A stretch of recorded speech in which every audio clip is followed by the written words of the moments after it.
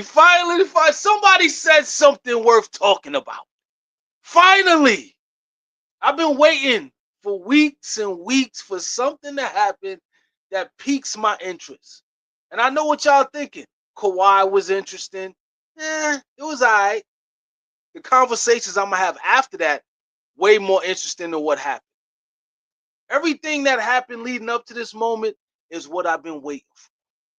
I didn't want to talk too soon and then the conversations die out because we still got 3, 4, 5, 6, 7, 8 weeks of nothing until basketball starts. We are 3 to 4 weeks away from some real basketball, relevant basketball. And we got a tough beginning of the season. And I'm thinking to myself, I need something that motivates me to say something. Because I always want to say something. But if I'm not motivated, it's the summertime. Let me fall back and let the doers do what they do and make up stories and try to kill time and fill it in. So I'm sitting back and I'm waiting, and I came across this on Instagram. Jamal Shead said what he said. I like it. I like it. If you ask me if there was going to be a guy on our team to say something like this, I would point in his direction. I would instantly look in the dog's direction because dog want to eat. And it's like a layered thing that he said. You know what I'm saying? It ain't just for the starters. It's a little bit towards quickly as well. So I'm like, oh, that's that point guard talk. I felt it in my spirit. I was like, wait a minute, I gotta do something. I can't just let this, not this one. Happy Sunday, everybody. I couldn't let this one slide. I couldn't. Once I was like, it's this point guard talk. I know who he talking to. He talking to everybody, and he talking for everybody coming off the bench. But you know what I mean? It's a couple of darts towards quickly, and I like it. I like this type of fire. I like this drawing your line in the sand. Let's get to it. Nobody's safe type shit. I like this. And we going into a season where we got to have this type of attitude, because if we fall behind early, it's going to be slow singing and flower bringing. And I already told you, I already know what my temperament is.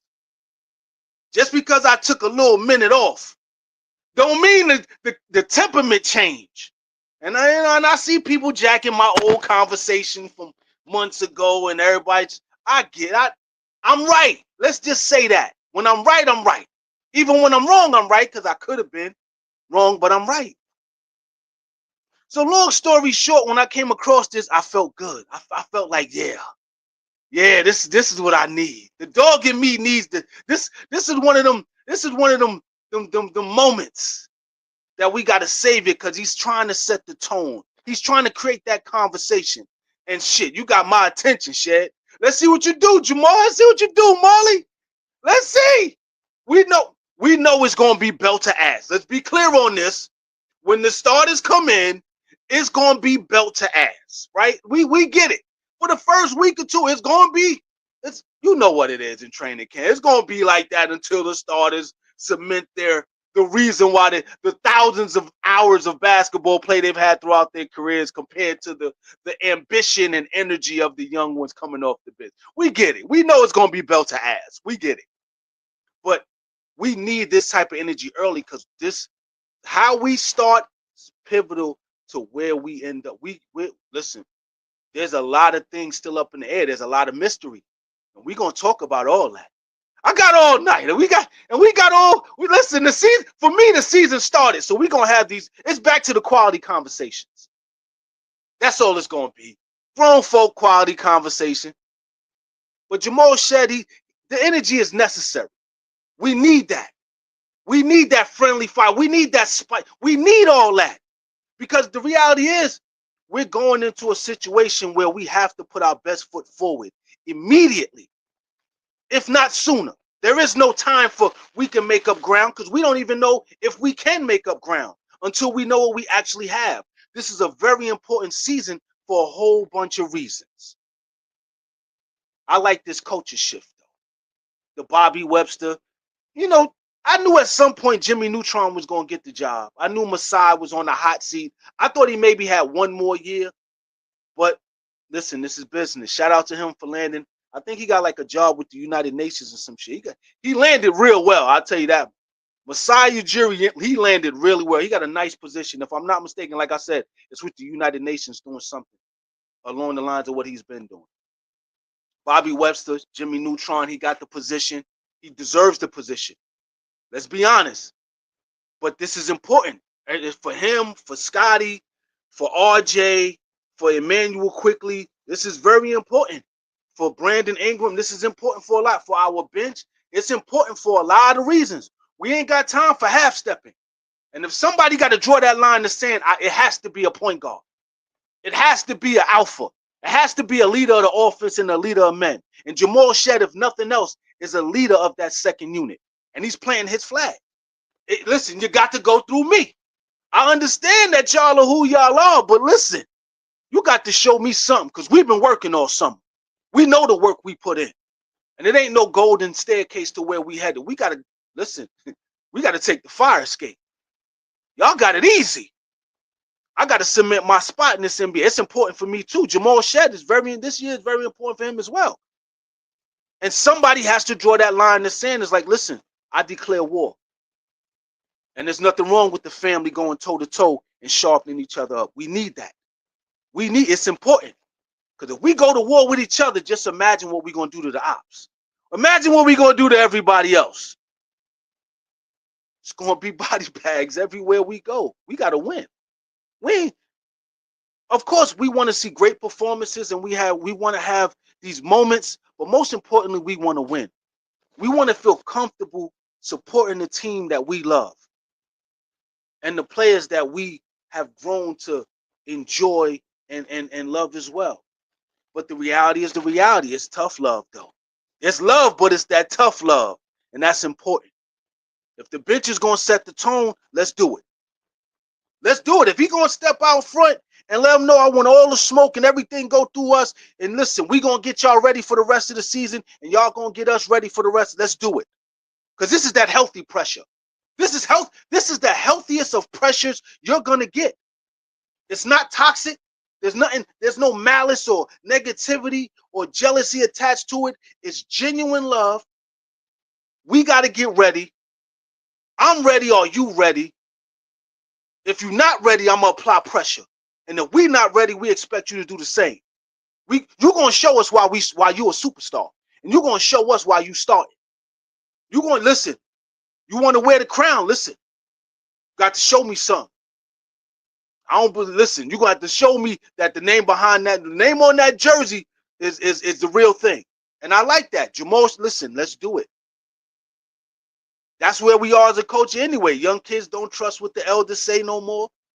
No, I got a Wikipedia. Let me do my research.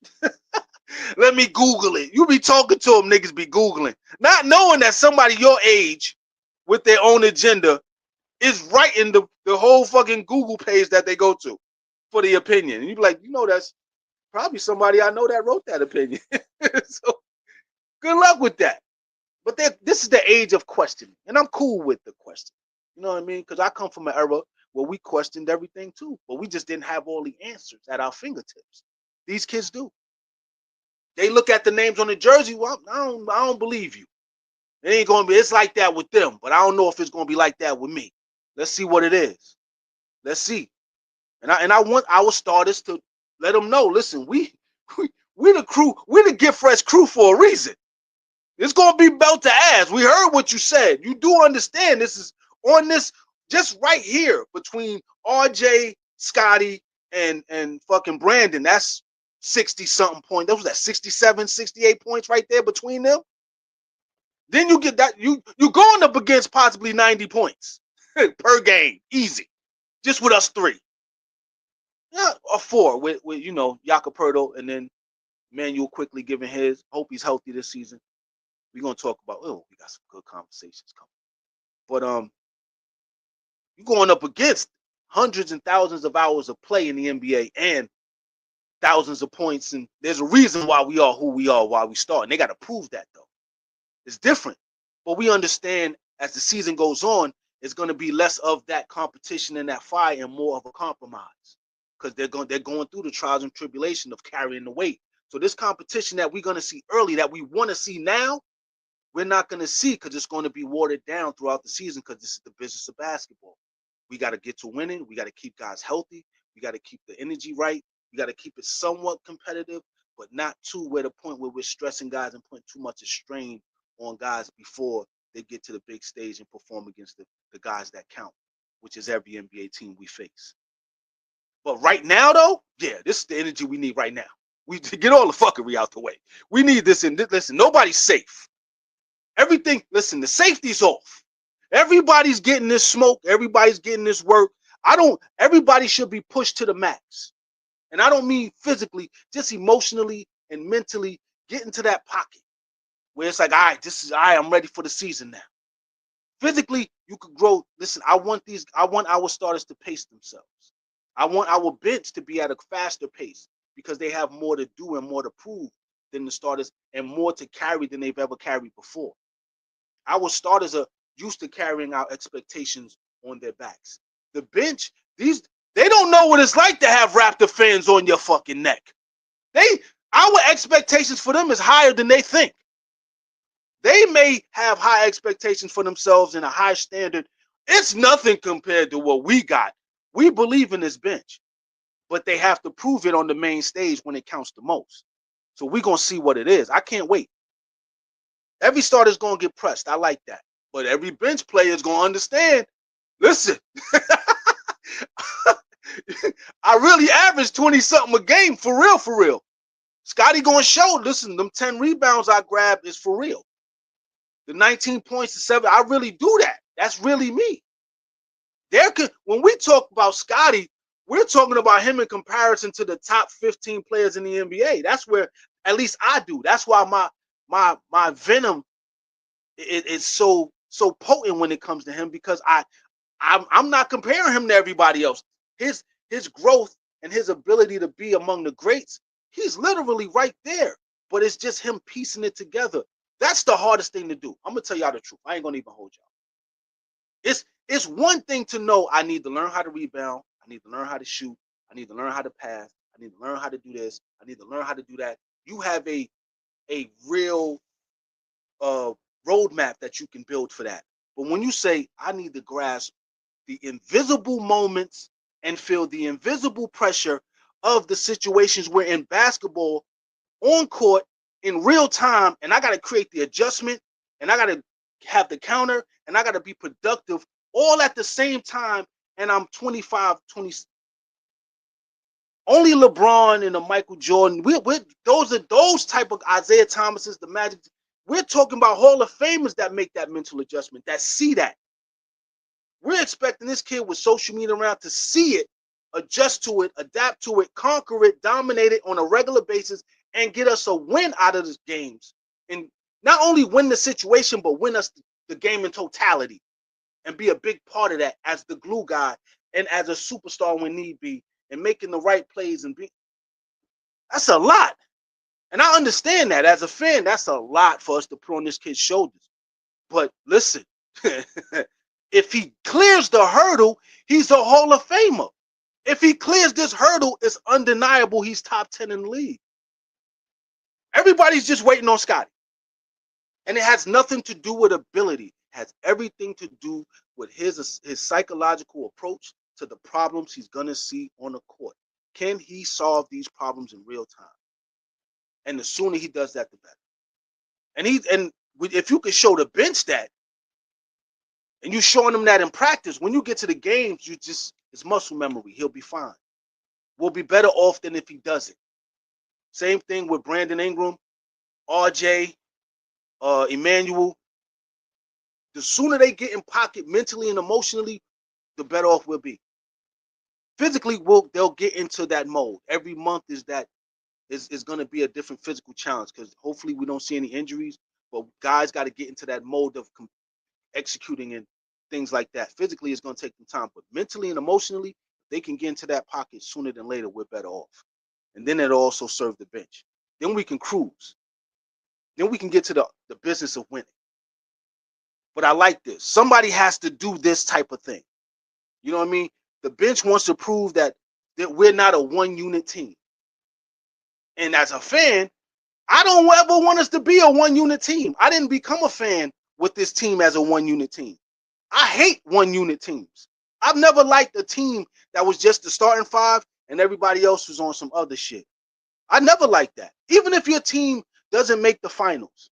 Those Clipper years when they had who they had Jay Will, they had fucking JJ Redick, they had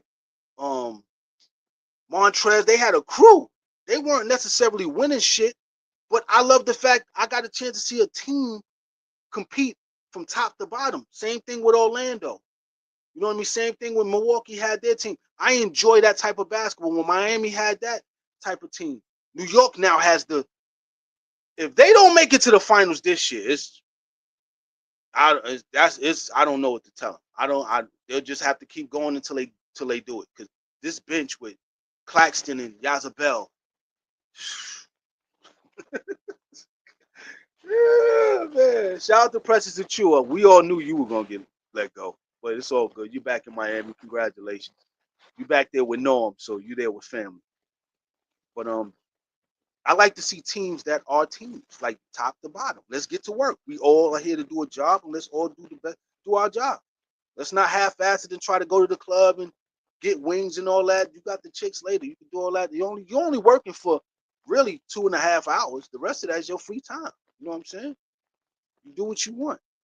But I'm glad that they're committing to the fact that the bench is taking it serious. Not that our benches never took it serious. We just never had a bench with this much promise in a while. We've been trying to piece together the supporting cast for years. And now we kind of got something. And you know what I mean? At least we got some type of formula and some type of criteria that we're building off of.